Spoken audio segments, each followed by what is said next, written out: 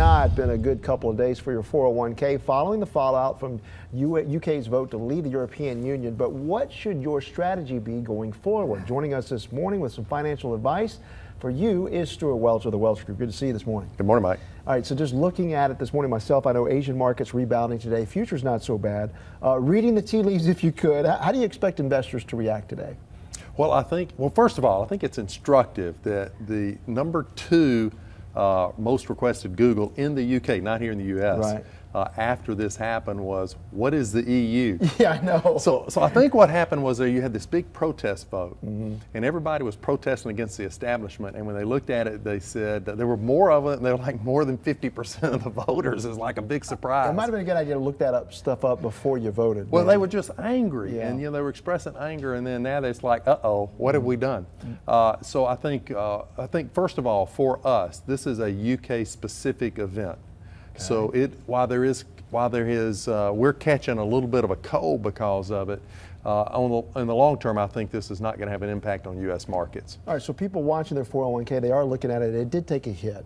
And there are some predictions out there by some analysts that we could be hitting another recession at some point. I don't know about that. But should someone, though, reconsider redistribution strategies, rebalancing strategies here? Well, I would hope that everybody has a rebalancing strategy in place anyway. Now, I know most people don't, but okay, yes, I think you use this as an opportunity to take a good look at your portfolio. I wouldn't use it as an opportunity to exit stocks. I'd use it as an opportunity to buy stocks, assuming that you've got at least 10 years for your money to keep working, before you're retiring and so forth.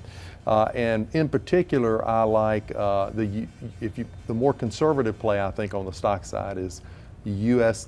domiciled companies, the big companies, the blue chip companies, the companies that pay the dividends, the companies that sell stuff that people buy every day no matter what happens in the economy. That could be toothpaste or paying your power bill or gasoline. What about my percentage in international stocks, though, with everything kind of in a tailspin right now? Well, I think that if you're a more aggressive investor, then you might start buying international stocks because they're going to be the hardest hit, and it's where the greatest amount of fear is. So so there's probably more opportunity there than there is here in terms of, but I think you're also taking on more risk. And if I want to worry, if I want to pick up something to worry about, I worry about contagion.